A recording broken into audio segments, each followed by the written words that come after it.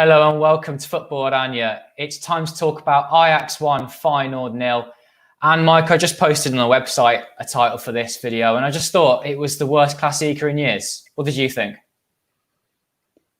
Yeah, I think that the game didn't really live up to expectations. I think if you're going for first against third, a big title race match, I think it didn't live up to that, especially when we got two great games in the past week. We got the PSV Ajax game last weekend and the PSV AZ game in midweek, both two great games. Even PSV against Sparta Rotterdam yesterday was a classic, and then you look forward to this game all weekend, and it's a bit of a damp squib. And the fact that they didn't even get a yellow card in the whole game shows that they didn't maybe have the steel that a Klassiker usually has. Wasn't challenges flying about, maybe because there was no fans to egg players on, but yeah, I thought it was definitely a game of two phases. I thought Ajax completely dominated the first 20 minutes. I actually thought it was going to be such an easy win for them, but then after the goal, they sat back, and thought Feyenoord will be very, very unhappy tonight because I think that they could at least got a draw of it. Yeah, your point about the supporters, I think, is right. Just the vociferous atmosphere that is normally in these kind of games was completely missing. It just was a lack of intensity in the game. Ajax felt it the most. I made some notes actually about the chances that there were in the game. And there was the goal. Nothing happened before the goal. I had the goal down. Then after that, I've got Happ's chance saved by Nana. Torrance side netting. Quality poor. Berghuis side foot wide. Offside Jorgensen goal. Berghuis swept wide. And fair chance and Sinister hitting the crossbar. So no other chances of Ajax note for me in here. And Feyenoord had chance after chance after chance without really dominating the game. It's a very strange way of Feyenoord creating chances without actually having much possession. What does that say for you, Mike? The bigger picture? I mean, for me, it's just a sheer amount of games, maybe catching up with players. And I know they had a winter break, and it's only the third game they've had since coming back. But for me, that's why Ajax weren't playing that well today. And all credit to Feyenoord for creating those chances, but why were they able to create so many chances without having? I think that, for me, Ajax's midfield today was really poor. I think that when Gravenberch went off and Ekkelenkamp came on, having a three of the midfield of Klaassen, Ekkelenkamp and Quincy Promes, who's been awful this season. I can't believe that he's still at the club in Noah Langs in Bruges. I think that the midfield did not help Ajax. I think that's why Feyenoord took control, because Leroy Fer got in the ball more and was able to spread some passes out. I think on the counter-attack, Feyenoord got quite a lot of joy out of it. But yeah, for me, Ajax were flat. I think Haller couldn't get into the game at all. He had one maybe flicked header that was no trouble for Marsman. I think that Dick Advocaat said after the game that the Ajax goal was probably preventable. I think it was. There was a little slip in there that led to it. So I think if you're Feyenoord, who have built their season on having such a great defence, which showed again today, I think Senezio was man of the match for me. The defence was incredible today. They kept Ajax out for basically the whole game, except for a couple of moments before the goal and then natural goal. I just don't think Feyenoord are clinical enough. Berghuis, he scored quite a lot of goals this season, most of them penalties. Maybe he's not that clinical from out complaining. And when you have somebody like Nikolai Jorgensen as your main striker, and then a left back as your main left winger, you're not maybe going to take as many chances as you could. I think Sinisterra did okay when he came on, but he didn't really get involved until that last second chance where he hit the bar. I was quite unlucky. But I think if he started, then maybe it would have caused a bit more problems, because I think he'd be a bit more direct. And if you gave Sinisterra the chance that Haps got, I think it might have been a different outcome. All of those points, of course, all because Feyenoord did play quite well. And I was thinking about Klassikers that have been in the past, where Feyenoord have played awfully, or, for example, Ajax have been pretty poor, and they've been some of those standout games. I just feel as though Ajax were there for taking today for Feyenoord. Why? What was it that Ajax were missing today? Or was it, like I said, maybe they're a bit tired, and was that just a poor excuse, and maybe they didn't pull their socks up enough? Yeah, I think it's been a hard week for them. I mean, 7 days they've had, PSV game, which would have took a lot out of them. The Twente game, which until the last couple of minutes, we're heading for a draw. I mean, that would have taken quite a lot out of them. And then this was maybe it's a game too far for them. But it's down to the quality of the players and down to the tactics. I don't think Ten Hag's substitutions were that great. I don't think his squad selection was that great. Somebody like Kenneth Taylor, who's an excellent midfielder, isn't even getting on the bench. When they did to him, maybe in the second half over Gravenberg when he went off. I just don't think players like Camp Promise are good enough for the squad. I think Tyrell Malacia, who is a very underrated left back, shut down Anthony the whole game. I don't even think I saw Anthony touch the ball that much for the whole game. So I think that it was an off day for Ajax's main players like Tadic and Anthony, and Gravenberg going off at halftime didn't help. But they just couldn't get into it. I think Daley Blind was also very poor on the ball. Some of his passes went astray. So I think it was just an off day for the good players, coupled with the fact that the players that were coming into the side, or the players that are in the side, like Promise and Camp, just aren't good enough.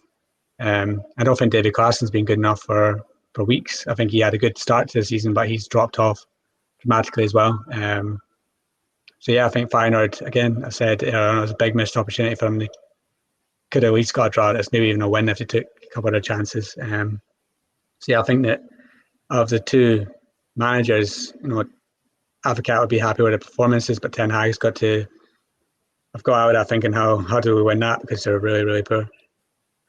More about Feyenoord in just a minute, but I want to get your opinion on Timber today. I thought for me, Senesi was your man of the match, but for me, Timber was my man of the match. I thought for someone so young and having not played that much for Ajax, I think it was his fourth or fifth start for the team. I thought he was really impressive. Played centre-back for much of the game and then played right-back. I just want to get your thoughts on him because he's one for the future. I didn't have the best game, but for me, had a good performance and a lot better than a lot of the other Ajax players that you've just listed there. Yeah, I thought he did well. I think I saw him midweek. I can't remember the name of the analyst, but one of the ones for, I think it might have been Ziggo Sport, said that this is the end of Per Skurs because of Ten Hag placing Timber in the defence against Twente. They did it again today. I think Timber proved him why, because he was rock solid. And Skurs has made too many mistakes in the past. I think his turn of pace is a lot better than Skurs. I think he did really well today. Again, he just didn't see enough of Jorgensen, and the fact that Feyenoord were playing with Haps as well, maybe he had an easier game of it. But there was a couple of occasions where Feyenoord got in behind, but I think that was mainly down to Daley Blind, not Timber. So I think he can be very proud of the way he played today, and I think we'll see him starting from now on in place of Skurs until maybe Timber makes a mistake, which maybe he won't. I think he's now the preferred partner to Daley Blind for Ten Hag. Really interesting, especially with Sir signing a new contract this week, that Timber could be taking his place in the team. Anyway, moving on to Feyenoord, and they are in the title race for sure, but for many weeks we've felt as though they've been quite poor to watch, but they have kept loads of clean sheets and they've won games. Today was just a stretch too far for them in that respect. They did keep it tight for long periods and they created lots of chances. So where do they go from here? Do Feyenoord still challenge for the title, or have they been found out in the big matches? And maybe when they play RZ and PSV to come, they're gonna lose those matches too, because they've already lost to Vitesse and now Ajax this season, both 1-0.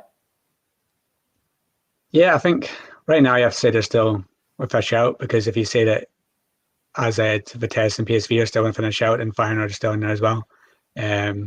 But they've got to improve their finishing in games to come, because you can't create that many chances and not take one of them. I think it's been a point of the season all along. I think that the strikers just aren't good enough. I don't think Lucas Prato showed anything in the games that he's played that's to say that he's going to be a regular goal scorer. Jorgensen's not in form. The youngsters like Bozanic and Banis just aren't favoured by Advocat. I found it strange that he made only 2 substitutions as well when he had Brian Linson on the bench. I'm not Brian Linson's biggest fan by any means, but I thought Advocat, when he saw that Ajax were in a bit of trouble, maybe he would have went more for it, throwing an extra attacker.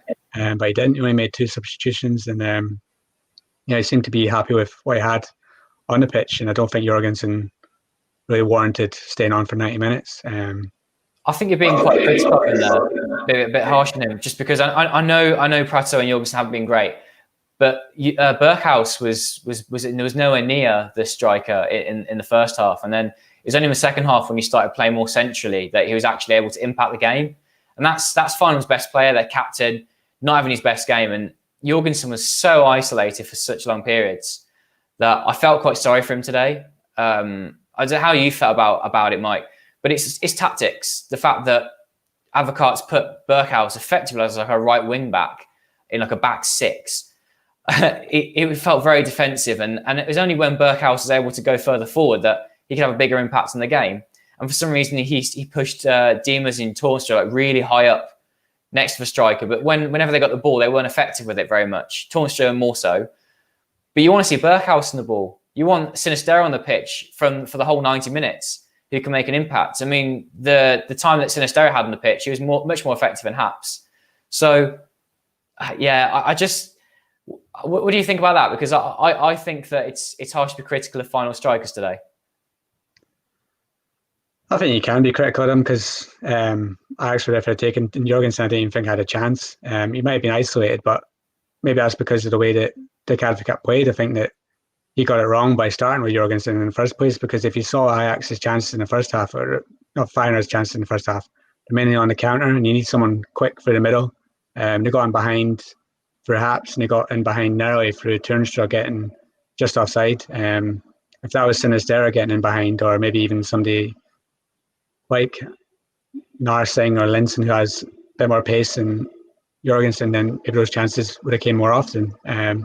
I think Jorgensen was isolated because he didn't suit the game that Advocaat wanted to play. They weren't whipping balls into the box until near the end when Ajax sat so deep. So yeah, Jorgensen I just don't think was the right fit for today. They needed someone with a bit more pace up front. But yeah, I think Berghuis had a very poor game. I think the chances that he got, he should have taken one of them. I think the one in the second half that he put wide was a really bad miss for his standards. And I don't think we've seen the best of him for a few weeks. He's not really got amongst the goals. So yeah, maybe he's got a little dip in form at the moment, whereas Sinisterra is probably their main man. And he's still coming back to full fitness too, proper full match fitness. And he's still one of their better players. They need to get him fit and firing as soon as possible. Linson can still have an impact too. For a long time this season, we thought he was a goner and wasn't going to step up to Feyenoord. But that hat trick before Christmas kind of said that he might still make it at Feyenoord. I'm just looking at Feyenoord's games to come, and it's not pretty reading for them. They've got a cup game midweek, then they've got RZ, Heerenveen away, always tough. PSV at home, Groningen away, Willem II at home, but then Twente away and RZ away. They're all games against teams in the top half, apart from the one. Is this a crunch period for Feyenoord, and do you think that this is going to be make or break for their entire season? Yeah, I think you could say the same for the likes of AZ and Ajax, who have got tough games coming out of the month. But yeah, Feyenoord's games they've got good teams coming thick and fast. I think Heerenveen might come at the right time for them because they're in absolutely awful form. But yeah, AZ look like, especially against PSV in midweek yesterday, against Ado not so much, but when they play the big teams, the AZ that we saw last season came out against PSV, and if they do that again against Feyenoord, they make them the favourites for that game.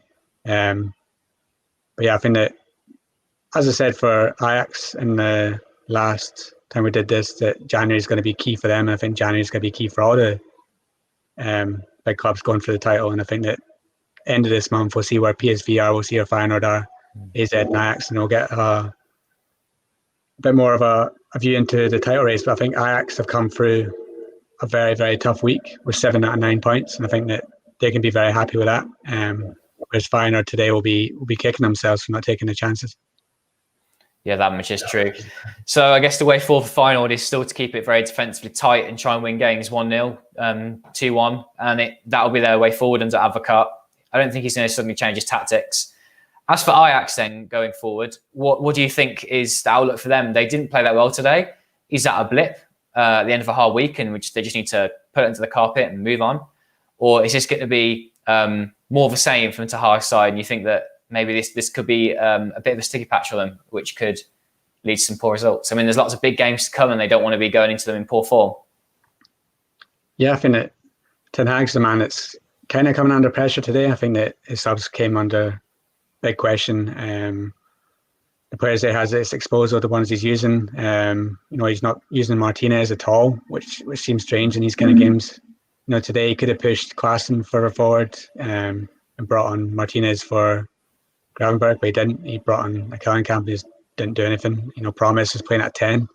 Promise should be heading off to Spartak Moscow if they offer any sort of money for him. But yeah, I think that you could say, I would say that Ajax haven't played well in 3 games in a row. I don't think they played well against PSV. I don't think they played well against Twente. I think Twente missed so many chances in that game. Then Hunter came on and did the business with 2 minutes to go. Then they didn't play well today, but they got out of it with 7 out of 9 points. As Ten Hag said after the game, sometimes you get a bit lucky. They got a bit lucky today. Then they got a bit lucky in midweek as well. And against PSV, they're lucky that PSV just sat back after they went 2-0 ahead, and that allowed them back into the game. So I think they've had a lucky week, and we'll see if they improve and bring back the field. I think he's going to be key for them when he comes back. But yeah, I think Ten Hag right now is under a bit of pressure because if he doesn't win the title this year, then there'll be big question marks asked about him, and they'll see how they do in the Europa League as well. But if they get knocked out by Real and they don't win the title, then his star might have fallen a little bit. Which would be a shame for him because he's had such good few years with Ajax, and we only want to see that continue for the sake of Dutch football. We've got some comments that have come in on the live comment section. Of course, if you're not watching this live, please do leave your comments about what you thought about the game and also about the title race in general. It's really hotting up, and I think it's going to be really exciting months to come in the Eredivisie. Because of the sheer amount of games, it's going to mean that teams are playing well. Some teams don't play well, lots of goals, and I'm sure there's lots of entertainment to come, even if today's Classico wasn't the best. Quick look at the comments then. We've got a few here. One's from Martijn, an Ajax fan. He's frustrated with Ten Hag subs and has been for a while now. What do you think? So, I think Ten Hag has tried to make lots of substitutions in games. He's tried to use as many as he can, all 5 sometimes in matches, because he's trying to protect players' fitness. He's got a really deep, good squad. So I can see why he'd use it, particularly in games when they're winning quite comfortably. He makes a lot of changes then, brings on youth. But in games like today, did it work well, Mike? No.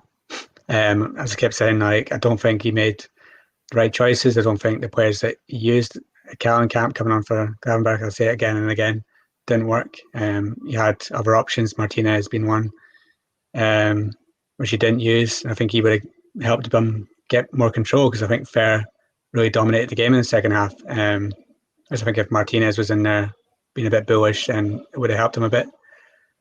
So yeah, I think that the substitutions have seemed a bit odd to me, and even the players that are getting used. I mean, somebody in the academy's got to be better than Quincy Promes at this stage. You got Inavar, you got Hansen, Taylor. These guys are young. Push Tadic central. Yeah, I mean, that's an option. I don't know why Promise at a 10 is a thing. Promise at a right back, you can maybe make a call for it after severe time, but at 10, no. He's not creative enough. He's not good enough on the ball. So yeah, I think that some of the squad selections are a bit strange. But we'll see when Kudus comes back, and hopefully Gravenberch isn't out for too long. Once Kudus comes back, it might change the whole dynamic of that midfield. We'll see. But yeah, I think today he got it wrong. And someone else in the comments agrees. Yeah, his subs are awful. Abdul, do you think Ajax made it difficult for themselves when they started defending very early? They could have scored more if they attacked. I wonder whether it was a case of Ajax just lacking fluency today. They didn't go for the kill in the first half when they had all the chances and not the chances, but the possession. They just didn't go for that final ball. And then in the second half, the final ball was lacking so much. This really was an off day for them. Mm. And that's a final. I was to say about final, Mike. Do you think that today was a good performance in them? And can they hold their heads up high? And do you think their fans will be happy? I think after the first 20 minutes when Ajax had them penned back, you wouldn't have been expecting that you would be coming out of it saying that Feyenoord should have got something out of the game. Then you can be a bit pleased with the defensive display. I think that Feyenoord fans love their defence, and no wonder, because it is excellent. But going forward, I think that the lack of goals and the lack of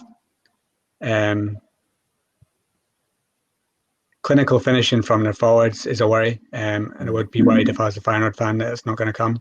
Maybe when Kochu comes back, it'll help. I'm not a big fan of Feyenoord's midfield today. I think Toornstra and Diemers, these players are not ones that are going to help you win the Eredivisie. I don't think they're the ones that, if Feyenoord won it, I'd want to see in the Champions League next year. These are not that sort of players. These are average Eredivisie players that have done well for, poor clubs. Like Fortuna Sittard and got a move. I don't think they're Feyenoord quality, and sometimes that holds them back a little. If they had a little bit more quality in their squad, which I know they're trying to get with the investment from Americans, they could then be a bit more of a force. But today, I think we just saw that they lack that clinical finish from their players, and that cost them today. But I think overall, Ajax will be delighted to get a win out of that, because they really shouldn't have got one. And Feyenoord fans should be a bit disappointed that they didn't get something more of it, because this opportunity to play like this against Ajax isn't going to come every year, and next year they could get back at 5-0 after Ajax play really well. So yeah, I think if I was a Feyenoord fan, I'd be very, very disappointed. Well, we're nearing the end of our podcast today. Of course, we are recording live, but we appreciate that people that are watching this might not just be fans of Ajax and Feyenoord. They might also be fans of other Eredivisie clubs and just the Eredivisie in general. So just wanted to get your thoughts, Mike, for the guys that are watching us who are passionate Eredivisie fans. What did you make this weekend of the other title contenders, PSV, RZ and Vitesse? Who are the winners, I guess, of this weekend? 4 out of the 5 teams won. And all of those teams at the top are looking pretty good, pretty strong, and it's going to be a very competitive title race. Yeah, for me, Vitesse, they were playing a really poor side, but I think they did what they needed to do. And what the win against Emmen showed is that they've got squad depth. They dropped Openda and Darfalau to the bench, brought in Boytink and Broya, and both of them scored, which is a big bonus for them. They've got basically 4 strikers in their squad. You can all score goals, and then they showed that this weekend. Emmen are a terrible side, but yeah, they did the business, and Bizarro looked good, Tanan looked good, and their strikers up front looked good. So yeah, we could say it every week that Vitesse are playing well, but they're still not maybe in the favourites category for the title, or might think that they might drop away. But every single week, if they keep winning, then they're going to have to come into it at some point, like AZ did last year. But they need to keep winning and need to keep playing well. PSV, I think, did okay. I think Schmidt, for me, he made a big call before the game, deciding that he wasn't happy with Malin and Zahavi against AZ, so he dropped them both to the bench, and playing with Madueke and Hatter and Gakpo as the main forwards. I think he underestimated Sparta a bit, and then they only got a win once Malin came off the bench, and he was excellent in the second half. But yeah, it's a 5-3 win for them to get the victory, so they're still in it. And AZ found a way to win, but if I was an AZ fan, I'd be tearing my hair out of that performance, because that was terrible. Needing that 90th minute goal against this Otto Den Haag side, and they got hammered off of VVV in midweek is poor. And the worry for me is Myron Boadu. His finishing yesterday from close range was terrible. He's getting in the right places. He's just not finishing chances, and he's only got 4 goals in all competitions this year. That's not what we expected from him this year. We expected him to kick on, and last time he was getting linked with big moves to big clubs. This summer he could be linked to no one really, because 4 goals in the Eredivisie and in Europe for an AZ striker is not good enough when you've had players like Weghorst come through and Vincent Janssen scoring into the high 20s. Boadu should be doing much better. And if they're going to eventually get themselves back into the title race, they need him to step up, because it can't be Koop Miners, it can't be Stengs every week. And this weekend it was Abuklao getting the 2 goals off the bench. So yeah, I think that they all won. But I think all of it, I think Vitesse did the best, and for PSV, it's good to have Malin in form. I think with PSV, they had a good first hour, and getting the goals was pretty good. It was a good performance. Sloppy start, then they turned it on. And I think I'm noticing with PSV is that they start to sort of switch off towards the end of games, and they always concede a late goal. If you look at their past sort of 8 games, they've conceded a goal in the last 5 minutes plus stoppage time. Think about 4 or 5 of those 8 games. Sort of says to me that they are switching off a little bit and not seeing out the games as professionally as they can. They're also not keeping clean sheets either, which could be a concern later down the line. I think that's something that Roger Schmidt will want to try and sort out in the coming months, especially as they play all the big teams this month. And then again, around about February, March, they play them all again. He'll want to make sure they're more defensively resolute. As for Vitesse, I watched them too and thought that they were, in fact, I think they're improving. I think rather than getting more sloppy, they're just becoming more consistent. Not spectacular. I mean, having watched them against Heracles as well, where they were a bit mediocre, but they saw a lot of the ball and they were the ones who created more chances. So they, again, just consistent, decent defensively, and they take their chances. And that's what a team needs that's going to challenge for the title. So who knows? It could be absolutely insane if Vitesse win the title.